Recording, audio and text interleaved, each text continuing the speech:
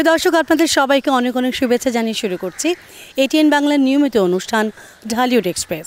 আপনারা জানেন, ঢালিউড এক্সপ্রেসের মাধ্যমে আমরা নতুন চলচ্চিত্রের খোঁজ খবর নিয়ে আপনাদের সামনে হাজির হই। আজও তার ব্যতিক্রম হবে না। আপনাদের সবাইকে স্বাগত জানাই আমি বন্যা।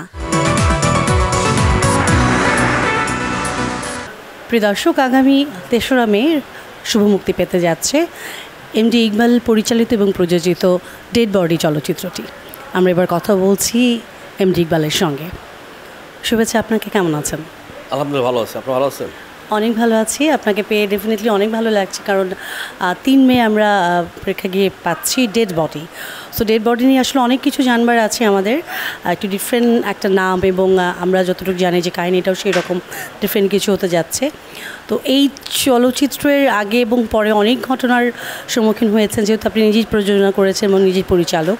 একটু জানতে চাইবো যে ডেড বডির আসলে মূল বিষয়টা কখন এসেছে বা মাথায় কখন এসেছে যে এরকম একটি চলচ্চিত্র করব? অ্যাকচুয়ালি ডেড বডিটা আমার মাথায় ছিল যে আমি একটা শুধু হরর মুভি এবং রোমান্টিক এবং লাভ স্টোরি সব কিছু মিলিয়ে আমি একটা চিন্তা করছি যে একটা আধুনিক টাইপের একটা মুভি, আমি একটা হরর একটা মুভি, আমি যেগুলো বাংলাদেশে আজ পর্যন্ত কখনো হয় নাই, যেই ধরনের মুভি, হ্যাঁ, ঠিক সেই ধরনের একটা চিন্তা ভাবনা করে এই ডেড বডিটা আমি বানিয়েছি। এবং ইনশাল্লাহ এই ডেড বডির জন্য মোটামুটি দর্শক খুব অপেক্ষায় আছে, এবং এই দর্শকদের মাঝে আল্লাহর রহমতে সামনের মাসের ৩ তারিখে ইনশাল্লাহ সবাই দেখবে, ইনশাল্লাহ বাংলাদেশের প্রত্যেকটা সিনেমা হলে এবং সিনেপ্লেক্সে সব জায়গায়। জানবো যে এই চলচ্চিত্র আমরা জানি যে অনেককে আপনি ইনভলভ করেছেন অভিনয় শিল্পী হিসেবে। তো সেই জায়গা থেকে অভিনয় মানে ক্যারেক্টার চুজিংয়ের যদি ব্যাপারগুলো বলি, যে আসলে প্রয়োজন, চরিত্রের প্রয়োজনই যাকে দরকার তাকে, সেইভাবে কি আপনি আসলে নিতে পেরেছেন? হ্যাঁ, আমি সবসময় চেষ্টা করি, মানে যারা মানে ক্যারেক্টার যারা কাজ করবে তারা একটা ছবির অলংকার, এই অলংকারটা যদি সুন্দরভাবে সাজানো যায় তাহলে কাজ করে খুব মজা পাওয়া যায়। যেইখানে যাকে লাগবে, যেমন ওটিটির টেলিভিশনের শ্যামল মাওলাকে আমার রাখবে, আমি তাকে নিছি শ্যামল মাওলাকে। আমি চিন্তা করছি এখানে ওমর সানিকে লাগবে, আমি ওমর সানিকে নিছি। আমি চিন্তা করছি এই ক্যারেক্টারটা মিশা সওদাগর মামা তারা লাগবে, সেখানে নিছি। আমি চিন্তা করছি এখানে রওশনকে লাগবে, আমি রওশনকে নিছি। আমি চিন্তা করছি বাংলাদেশে একটা নায়িকা মিষ্টি জানা, তাকে লাগবে, নিছি। এবং আমি হায়ার সাহেবকে নিছি। ইন্ডিয়ান একটা নায়িকা আছে অ্যানিশা রয়, হ্যাঁ, ইন্ডিয়ার থেকে, তাকে আমি নিছি। এবং বিগ কাস্টিং মুভি যদি বলি, ডেড বডি। একটি চলচ্চিত্র নির্মাণের আগে আসলে ঠিক যেইভাবে একটা পটভূমি তৈরি করা হয়, ঠিক যেই পরিস্থিতির ভিতর দিয়ে আসলে কাজ করা হয়, যত দিন যায় সেই ছবির শুটিং, তারপর চলচ্চিত্রের প্রত্যেকটি আর্টিস্ট সব কিছু মিলিয়ে আসলে একটু হয়তো একই রকমভাবে হয় না। আমি জানতে চাইবো যে যেই থিঙ্কিং থেকে, যেই ভাবনা থেকে আপনি এটা স্টার্ট করেছেন, শেষ পর্যন্ত এখন আমরা মুক্তির অপেক্ষায়, কতটুকু সফল আপনার মনে হচ্ছে মুক্তির আগ পর্যন্ত? মুক্তির আগ পর্যন্ত খুবই সফল ইনশাল্লাহ। আমি আমার গানগুলো খুবই চমৎকার হয়েছে, এবং মোটামুটি ইনশাল্লাহ সবার মুখেই আছে ডেড বডির ব্যাপারটা নিয়ে। হ্যাঁ, এগুলো ইনশাল্লাহ রিলিজ হোক না, তারপর দেখেন না বাকিটা। এবারে ঈদের যে ছবিগুলো রিলিজ হচ্ছে, এবারে ঈদের ছবিগুলো তো কারো মন মতো হয় নাই, এমন ওইভাবে ছবিগুলো কারো ঠিক ওইভাবে দেখাও যায়নি। তো ইনশাল্লাহ আমি ইচ্ছাকৃতভাবেই তো আমি পিছাইলাম, নাহলে তো আমার ছবি ঈদেই আসার কথা ছিল। আমি ইচ্ছা করে যে ঈদের 2 সপ্তাহ পর আসবো। ইনশাল্লাহ যারা ঈদের ছবি দেখে যারা মজা পায় নাই, ইনশাল্লাহ আপনাদেরকে দাওয়াত রইল। আর বিশেষ করে আমার কিলফিল্ম মুভি যারা দেখছে তারা তো আসবেই, কারণ তারা আমার সম্বন্ধে জানে আমি কী টাইপের ছবি বানাইতে পারি, এবং সেটা চিন্তা করে, আমার নাম চিন্তা করে ইনশাল্লাহ তারা আসবেই হবে ভিতরে। আমাদেরও একই প্রত্যাশা থাকবে এবং আমরা অপেক্ষায় আছি। এখন চলচ্চিত্রের যে পরিস্থিতি যাচ্ছে, অনেক রকম কাহিনীর, নতুন চলচ্চিত্র নায়ক নায়িকা, নতুন আর্টিস্ট এবং পুরনো সব কিছু মিলিয়ে আসলে যেই পরিস্থিতি যাচ্ছে, সেইখান থেকে ডেড বডি নিজের জায়গা কতটুকু করে নেবে বলে আপনার মনে হয় এই প্রতিযোগিতার এই সময়? ডেড বডি প্রথম থেকে এই পর্যন্ত সব কিছুতেই ভালো যাচ্ছে, এবং ইনশাল্লাহ জায়গা অলরেডি করে নিবে না, নিচে অলরেডি। ইনশাল্লাহ বৃক্ষ তোমার নাম কি, ফলে পরিচয়। Thank you. প্রিয় দর্শক, ডেড বডি নিয়ে আমাদের আরও অনেক কিছু জানবার আছে, আমাদের সঙ্গেই থাকুন, আমরা একে একে আপনাদের সব জানিয়ে দেব।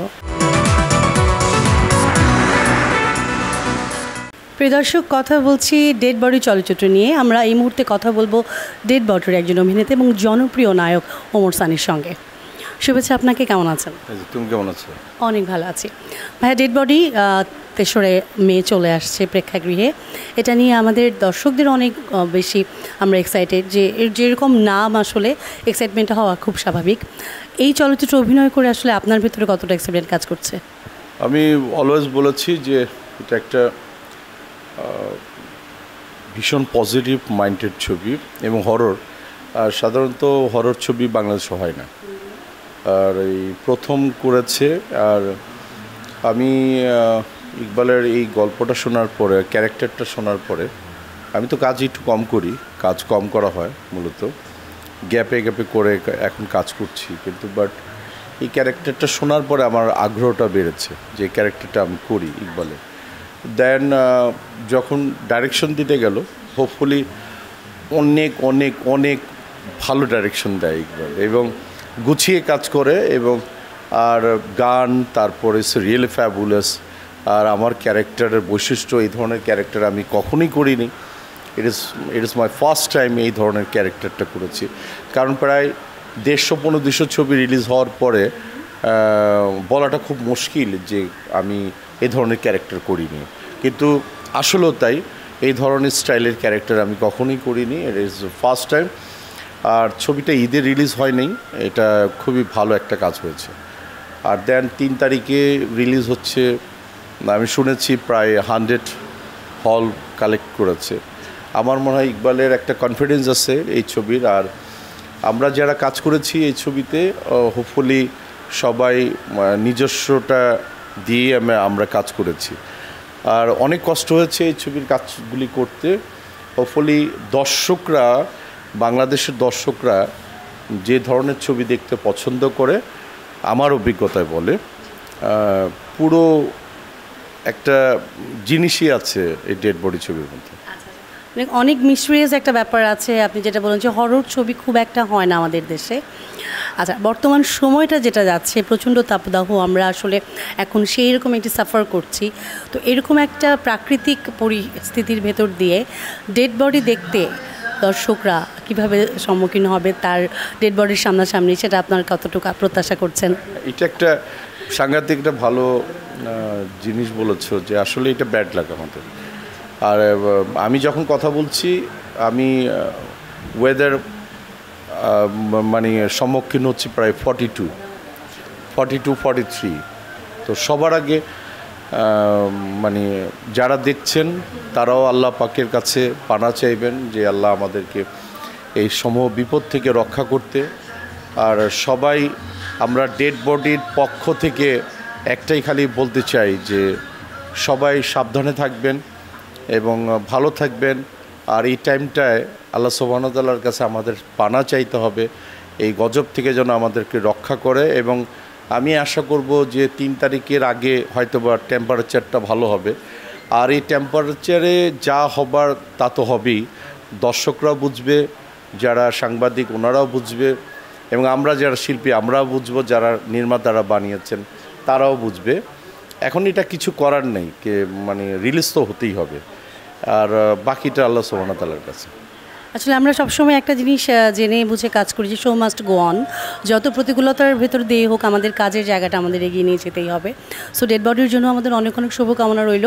একদম শেষে একটু জানতে চাইবো যে প্রথমে আপনি বলছিলেন যে এখন চলচ্চিত্রের জায়গাটায় আপনি একটু বেছে বেছে কাজ করছেন, এবং আমরাও সেটা দেখছি পর্দাতে আপনাকে ঠিক সেইভাবে হরহামেশা দেখতে পাচ্ছি না। এখন ডেড বডির এই যে একটা ডিফারেন্ট, একটা চ্যালেঞ্জিং একটা ক্যারেক্টার আপনি করছেন, এর পরবর্তী সময়গুলো বা পরবর্তী ইতিমধ্যে কি কোনো প্ল্যানিং করেছেন কাজের, নতুন কাজের? প্ল্যানিং তো আছে, কিন্তু সব প্ল্যানিংয়ের তো বাস্তবায়ন করাটা খুব মুশকিল। আর চলচ্চিত্রের যে বাজে সিচুয়েশন যাচ্ছে, এখানে সুন্দর কিছু কাজ করার মানুষগুলি খুঁজে পাওয়াটা খুব মুশকিল। তার মধ্যে কিছু কাজ করছে ইকবাল, তো সো আমাদেরও কিছু প্ল্যানিং আছে, সময় সব বলে দিবে। শুধু ক্যামেরা দেখলেই যে ঘোষণা দিয়ে দিব, ক্যামেরা দেখলেই যে 5টা ছবি বানাবো, ক্যামেরা দেখলেই বাড়ি গাড়ি দিয়ে দিব, ক্যামেরা দেখলেই যে ওই প্রতিটা জায়গায় সিনেমা হল বানাবো, এই ধরনের আগ্রহী আমি না। আমি অনেক ছোট মানুষ, খালি এটুকুই বলবো, সময় সব কিছু বলে দিবে।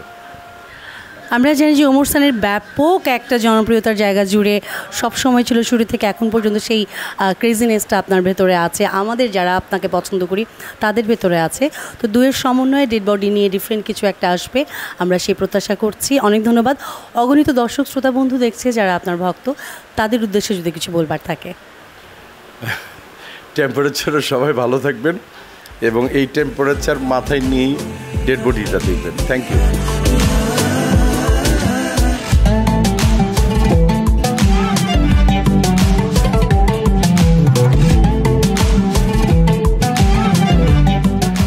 আগামী 3রা মে শুভ মুক্তি পাচ্ছে ডেড বডি, এবং যেটা নিয়ে প্রচার প্রচারণা জায়গাটায় এখন আপনাদের পুরো টিম আপনারা ব্যস্ত। আমি সহকারী পরিচালক আপনার কাছে জানতে চাইব, এই যে ডেড বডি নিয়ে আপনাদের এত উৎসুক জনতার মাঝখানে আপনারা যাচ্ছেন এবং আমরাও অপেক্ষায় আছি, কেমন লাগছে আপনাদের এই বিষয়গুলো নিয়ে? আসলে এই ছবিটা নির্মাণের শুরু থেকেই শেষ পর্যন্ত আসলে একটি আনন্দময় নিয়ে আমরা ছবিটা মেকিংটা শেষ করেছি। আমার টিম লিডার মোহাম্মদ ইকবাল সাহেবের নেতৃত্বে আমরা কাজ করেছি। মনোরম লোকেশন, বান্দরবনে খুবই আকর্ষণীয় লোকেশনে কাজ করেছি। ডেঞ্জার লোকেশনে, গল্পের উপরে নির্ভর করে আমরা কাজ করেছি। অবশ্যই আমরা খুবই আনন্দিত। কতটুকু আশাবাদী আপনারা? জি, ইনশাল্লাহ আপনারা হলে যেয়ে দেখবেন। এবং আমি আর্টিস্ট একজন, কিন্তু আমার কথা শুনলে বলবেন যে আমার ছবি চালানোর জন্য, কিন্তু না, আপনার হলে যেয়ে দেখবেন, খুব সুন্দর একটা ছবি। আর এই ডেড বডিটা এবার ঈদটা এমনইভাবে গেছে, অনেকগুলো ছবি আসছে বা হয়তো বা পাড়াপাড়ি হয়েছে। ঈদের পরে এই প্রথম আমি মনে করব ডেড বডিটা একটা ঈদের ছবি এবং ঈদকে আনন্দময় করে তুলবে এই ডেড বডি সিনেমা। প্রচণ্ড গরম, এই গরমের ভেতরে আসলে আপনারা মুভিং করছেন, আপনারা এই প্রচারের ক্ষেত্রে আপনাদের এই যে চলমান আপনারা সবাই আছেন, এটা কেমন এনজয় করছেন? আলহামদুলিল্লাহ। আমি একটা কথাই বলবো, দর্শক যারা ঈদে অনেকগুলি ছবি দেখতে গিয়ে মিস করেছেন, অনেকে এমন হয়েছে যে ডেড বডি মনে হয় মুক্তি পাইছে, আসলে ডেড বডি মুক্তি পায় নাই। আগামী 3 তারিখে ইকবাল ভাইয়ের প্রযোজিত পরিচালনার ছবি আসতেছে ডেড বডি। তো দর্শক, আমি মনে করি আলাদা গল্প, ভিন্ন রকম গান, অনুভূতি, সার্বিক দিক দিয়ে ডেড বডিটা আমার মনে হয় যে বিগ হিট হবে, এটা আমরা আশা করি। এবং প্রচারণা যেভাবে আমরা শুরু করছি, মানুষের সাপোর্ট পাচ্ছি, ইনশাল্লাহ আমরা কামিয়াব হব এবং সামনেবার আরও ভালো ভালো ছবি উপহার দিতে পারবো দর্শক। আর দর্শকদের শুধু একটা বলতে চাই, আপনারা ছবি দেখবেন, বাংলাদেশের ছবি দেখবেন। সোনালী যুগ ছিল, আছে, ইনশাল্লাহ থাকবে, ভালো ভালো ছবি হচ্ছে, আপনারা হলে আসবেন। হ্যাঁ, আমারও এরকম কথা যে আমি এই ছবিতে আমি নতুন, তারপরে মনে হচ্ছে যে এত সুন্দর হয়েছে ছবিটা, আমার কাছে এত ভালো লাগতেছে যে আমরা নতুন হিসেবে আমরা খুবই এনজয় করতেছি। মনে হচ্ছে না আমরা গরমে ঘুরে বেড়াচ্ছি, গরমটা আমাদের গায়ে লাগছে না, এত ভালো হয়েছে ছবিটা, যে এত ভালো। সবার জন্য এবং ডেড বডির জন্য অনেক অনেক শুভকামনা রইল। আপনাদের জন্য দোয়া করবেন, আমাদের জন্য।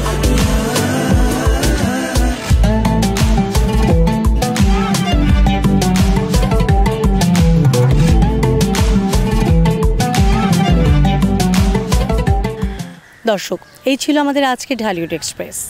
প্রিয় দর্শক, আপনারা জানেন একটি চলচ্চিত্র প্রতিনিধিত্ব করে একটি দেশের, তাই আসুন আমরা আমাদের চলচ্চিত্র, বাংলা চলচ্চিত্রের সঙ্গে থাকি। আপনারা সবাই ভালো থাকুন, সুস্থ থাকুন, এটিএন বাংলার সঙ্গেই থাকুন, সে প্রত্যাশা নিয়ে আজকের মতো বিদায়। আল্লাহ হাফেজ।